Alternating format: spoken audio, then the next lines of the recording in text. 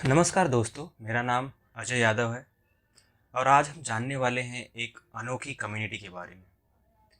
जैसा कि आप सब जानते हैं, अंग्रेज़ों ने भारत देश पर 200 से 250 साल राज किया और किसी देश में 200 साल रहना मायने रखता है। तो क्या ऐसा नहीं हुआ होगा कि अंग्रेज़ भारत की लोकल पॉपुलेशन से मिलजुल गए हों, उनके साथ शादियाँ की हों, जैसे कि मुग़लों के साथ हुआ था। अकबर के बाद जो राजा थे, जैसे कि जहांगीर, वो हाफ़ राजपूत थे। शाहजहाँ जिन्होंने ताजमहल बनवाया था, वो 3/4 राजपूत थे। तो क्या ऐसा अंग्रेज़ों के साथ हुआ था? हमने रिसर्च किया तो पता चला हाँ, ऐसा अंग्रेज़ों के साथ भी हुआ था। एंग्लो इंडियंस वो लोग होते हैं जो ब्रिटिश और इंडियन एंसेस्ट्री के हों। फेमस पर्सनालिटीज़ हैं एंग्लो इंडियन कम्युनिटी की। डेरेक ओब्रायन एमपी हैं राज्यसभा के, डायना हेडन, रोजर बेन्नी। तो आइए आपको एक रोचक तथ्य और बताते हैं। आपने देखा होगा कि जो हमारे लोकसभा के इलेक्शंस होते हैं वो 543 सीट्स पर होते हैं, बट जो एक्चुअली सीट्स है हमारी लोकसभा में वो 545 है। तो ये 2 सीट्स जो है वो किसके लिए रिज़र्व होती है? ये 2 सीट रिज़र्व होती है इस एंग्लो इंडियन कम्युनिटी के लिए। प्रेसिडेंट ऑफ इंडिया अपॉइंट करते हैं 2 एंग्लो इंडियंस को लोकसभा में। तो आइए जानते हैं इनका पूरा इतिहास। अगर एंग्लो इंडियन शब्द को आपको परिभाषित करना हो तो आप आर्टिकल 366 के तहत परिभाषित कर सकते हैं कि अ मैन लिविंग और born in India whose father और any other male blood line is from European descents. इनकी पॉपुलेशन जो है इंडिया में वो अराउंड 296 है सेंसस 2011 के मुताबिक। बट कुछ एंग्लो इंडियन के मुताबिक ये जो जनसंख्या है वो गलत बताई गई है। वो कहते हैं कि जैसे उनकी जनसंख्या जो है अभी भी इंडिया में 3.5 लाख है। तो आइए जानते हैं ये रहते कहाँ हैं। ये मोस्टली इंडिया के सभी कॉर्नर्स में रहते हैं और ज़्यादातर ये वेस्ट बंगाल में पाए जाते हैं, मद्रास में पाए जाते हैं। मद्रास में इसलिए क्योंकि उस ज़माने में मद्रास ब्रिटिशों के लिए ट्रेडिंग सेंटर हुआ करता था। झारखंड की पहाड़ियों में एक टाउन है जिसका नाम है मैक्लुस्कीगंज। इसको बनाया था अर्नेस्ट मैक्लुस्की ने। ये भी एंग्लो इंडियंस के लिए घर हुआ करता था, जिसको हम उस समय मिनी इंग्लैंड कहते थे। तो आइए जानते हैं इनकी कम्युनिटी बनी कैसे। जैसे कि और भी कम्युनिटीज़ बनती है ज्योग्राफी के through, common migration, common religion, language. ऐसे ही इनकी जो कम्युनिटी बनी वो इस माइग्रेशन और कॉलोनियल पॉलिसी के थ्रू बनी। तो आइए जानते हैं इनका पूरा इतिहास। 1600 ईस्वी में जब ईस्ट इंडिया कंपनी भारत आई तो उन्होंने अपना यहाँ पे फैक्ट्री सेटअप करना स्टार्ट किया। जो पहली फैक्ट्री थी वो सूरत में थी, दूसरी आंध्र प्रदेश, तीसरी मद्रास, जिसे आज के समय हम चेन्नई कहते हैं। और इन ईस्ट इंडिया कंपनी का ऐसे विस्तार होने लगा और जब जब इनका विस्तार होने लगा तो इन्हें मोर एम्प्लॉयज़ की ज़रूरत पड़ने लगी। और ये जो एम्प्लॉयज़ थे वो भारत के लोगों को हायर नहीं करते थे, ये ब्रिटिश लोगों को ही भारत बुलाते थे और उनसे ही काम कराते थे। तो जब ज़्यादा ब्रिटिश लोग यहाँ भारत आने लगे और ये मद्रास जो कि उस समय ट्रेडिंग सेंटर हुआ करता था, तो मद्रास में ब्रिटिशों की जनसंख्या ज़्यादा होने लगी। और ये ब्रिटिश लोग थे कौन? ये ज़्यादातर ये इसमें से नौजवान लड़के थे जो अपने बेहतर करियर और पैसे की तलाश में यहाँ आए थे और इन लड़कों को शादी करने की ज़रूरत पड़ने लगी। तो इनके पास ऑप्शंस पहला ये था कि ये ब्रिटिश लड़कियों से शादी करें, बट ब्रिटिश लड़कियां उस समय इंग्लैंड छोड़कर भारत आना पसंद नहीं करती थी। दूसरा ऑप्शन उनके पास ये भी था कि जो साउथ इंडिया में उस समय फ्रेंच और पोर्तुगीज़ लोग भी रहते थे, जैसे गोवा एंड पौंडीचेरी में। तो उन्होंने सोचा कि हम इनसे भी शादी कर सकते हैं, बट इनके बीच कुछ प्रॉब्लम्स हो गई वो रिलीजन के थ्रू। जैसे कि आप जानते होंगे दोनों ही क्रिश्चियनिटी के थे, बट जो ब्रिटिश लोग थे वो प्रोटेस्टेंट सेक्ट के थे और जो फ्रेंच एंड पोर्तुगीज़ लोग थे वो रोमन कैथोलिक सेक्ट के थे। और 1600 से 1700 ईस्वी के बीच इन दोनों सेक्ट के बीच बहुत ही ज़्यादा अनबन थी, इनके चर्चेस अलग हुआ करते थे। तो इसलिए ईस्ट इंडिया कंपनी ने ब्रिटिश लोगों को इनसे शादी करना अच्छा नहीं लगा, क्योंकि वो सोचते थे कि ये तो हमारे दुश्मन हैं, हमारी लड़ाई चल रही है इनके साथ, तो हम इनसे शादी कैसे कर सकते हैं। तो इन्होंने ब्रिटिश लोगों ने तीसरा एक सिंपल ऑप्शन निकाला कि यहाँ की लोकल पॉपुलेशन, लोकल लड़की से शादी करेंगे और अपना परिवार बनाएंगे। और इस चीज़ को ईस्ट इंडिया कंपनी ने बहुत ही ज़्यादा सपोर्ट किया, और इस हद तक सपोर्ट किया कि उन्होंने 1687 में एक रूल बनाया कि अगर कोई भी ब्रिटिश लड़का एक इंडियन लोकल लड़की से शादी करता है और उनके द्वारा बच्चे पैदा होते हैं तो उन्हें 5 रुपये इनाम दिया जाने लगा। और ऐसे ही वेस्ट बंगाल में ब्रिटिशों के लिए घर हुआ करता था, और उस समय 11 से 12 हज़ार ब्रिटिश लोग यहाँ रेलवेज़ में काम करने लग रहे थे। तो रेलवेज़ में काम करते थे, और वहाँ पे उन्होंने एक अपना कम्युनिटी सा बना लिया था। एंग्लो इंडियंस के द्वारा ही कुछ फेमस डिशेस भी बनाई गई, फेमस फूड डिशेस, जैसे कि अगर आपने सुना होगा रेलवे चिकन करी। ये रेलवे चिकन करी की कहानी ही बहुत ही अजूबी है, और ये एंग्लो इंडियन द्वारा ही बनाई गई थी। तो आइए आपको बताते हैं इस रेलवे चिकन करी की कहानी। तो एक दिन एक ब्रिटिश ऑफिसर रेलवे की कैंटीन में खाना खाने जाते हैं, और वो इंडियन शेफ से कहते हैं कि हमें खाना दो। बट उस समय इंडियन शेफ जो थे वो कहते हैं कि उनके पास सिर्फ चिकन करी ही अवेलेबल है, जो कि बहुत ही स्पाइसी और तीखी है। तो ब्रिटिश ऑफिसर कहते हैं कि ये इतना स्पाइसी तो हम नहीं खा सकते। तो इंडियन शेफ जो थे उन्होंने एक अच्छा तरीका निकाला कि अगर हम इसमें दही मिक्स कर दें तो इसका स्पाइसीनेस जो है वो कम हो जाएगा, और उन्होंने उनको खाना दिया। जब उन्होंने खाया तो उनको बहुत ज़्यादा ही टेस्टी लगा, और उनको एक्चुअली ये था कि उनको इंडियन फूड का मज़ा भी मिल रहा था और वो तीखा भी नहीं लग रहा था। तो उन्होंने इस डिश को एक नाम दिया रेलवे चिकन करी, और इसको रेलवे की मेन्यू में ऐड कर दिया।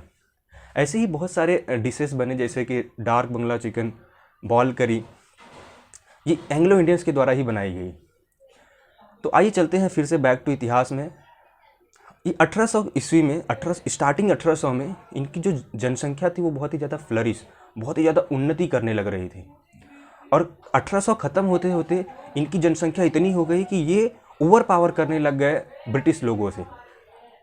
और यही चीज़ ब्रिटिश और ईस्ट इंडिया कंपनी को डर लगने लगा कि कहीं ऐसा ना हो जाए कि ये एंग्लो इंडियंस ही ईस्ट इंडिया कंपनी पर राज करने लगे।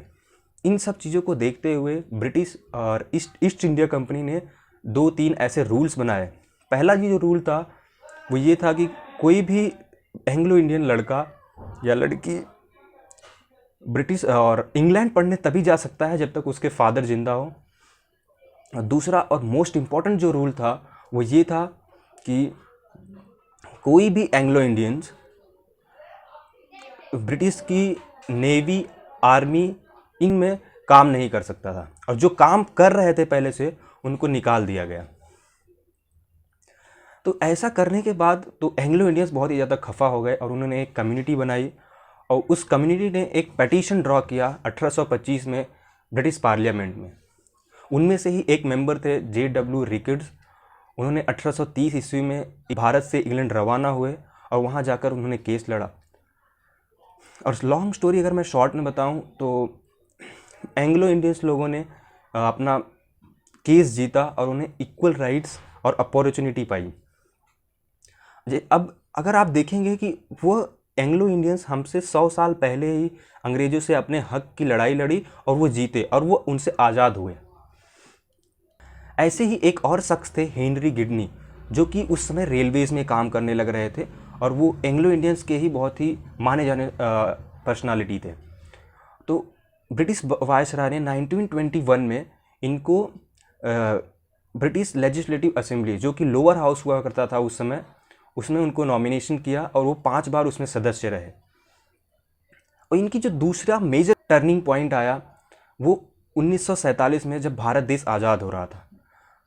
उस समय एंग्लो इंडियंस की पॉपुलेशन जो थी वो अराउंड 20 मिलियन थी, और आज़ादी के वक्त उन्हें ये डर सताने लगा कि जब ब्रिटिश लोग यहाँ से चले जाएंगे तो उनका सपोर्ट और उनकी सुरक्षा की जिम्मेदारी कौन लेगा।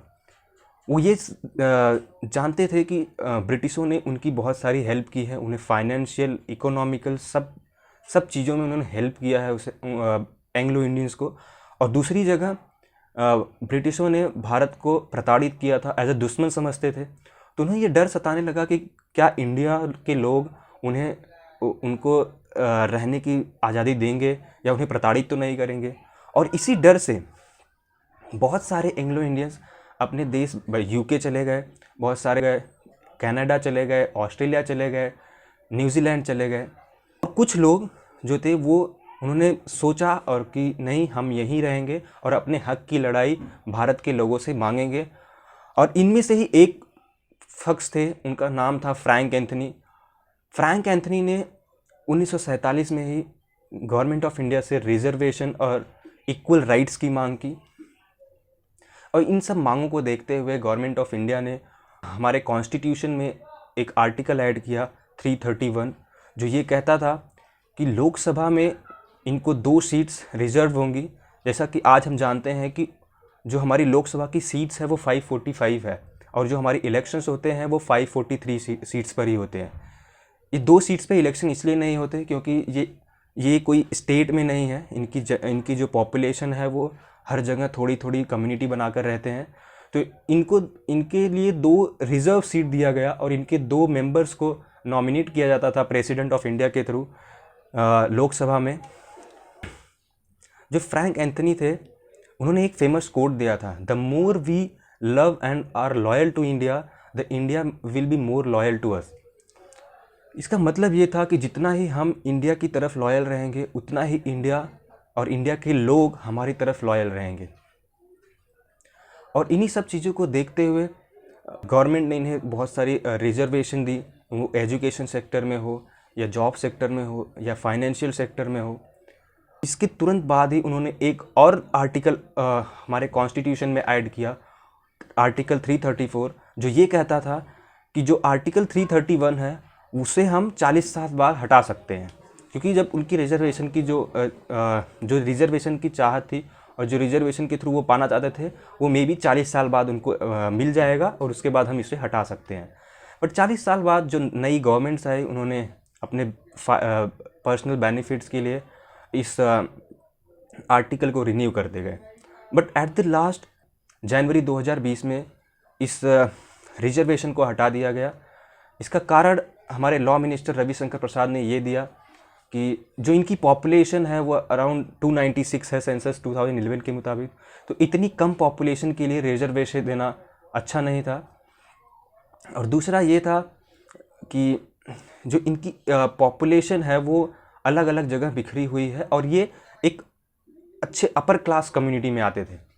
बट अगर दूसरी तरफ देखें तो जो विपक्षी पार्टी थी, जैसे कि टीएमसी के लीडर और एमपी के राज्यसभा के हैं डेरेक ओब्रायन, उन्होंने ये कहा कि ऐसा नहीं है, उनके अभी भी कम्युनिटी के लोग बहुत ही ज़्यादा गरीब हैं और उनकी जो जनसंख्या भी है वो भी 3 लाख से 4 लाख तक है, और उन्हें एक्चुअल में अभी भी इस रिजर्वेशन की ज़रूरत है। और ऐसे ही एक कांग्रेस के एमपी हैं हीबी हेडन, उन्होंने ये बताया कि जो इनके लिए रिजर्वेशन दिया गया था वो इसलिए नहीं दिया गया था कि उन्हें फाइनेंशियल और एजुकेशनल सेक्टर और अदर सेक्टर्स में उनको उसका बेनिफिट मिले। उनको एक रीज़न और था कि वो उनको सेंस ऑफ बिलोंगिंग देता था ये रिजर्वेशन, कि वो भी भारत के लोग हैं। और ऐसे ही बहुत से विपक्षी लोगों ने इस पे पॉइंट आउट किया। बट एट द लास्ट जनवरी 2020 में इस रूल को खारिज कर दिया गया। और इनकी जो करंट डिमांड है, तो ये माइनॉरिटी स्टेटस चाहते हैं, माइनॉरिटी का रिजर्वेशन चाहते हैं, जिसके थ्रू इन्हें एजुकेशन सेक्टर में फाइनेंशियल हेल्प मिल सकती है। तो आप बताइए आपको ये वीडियो कैसा लगा? क्या आप ऐसे ही वीडियोस और देखना चाहते हैं? अगर हाँ देखना चाहते हैं तो आपके मनपसंद कोई टॉपिक हो तो वो आप कमेंट में डाल सकते हैं। मैं उस टॉपिक पे रिसर्च करूँगा और आपके सामने बेहतर व्यू लाने की कोशिश करूँगा। धन्यवाद।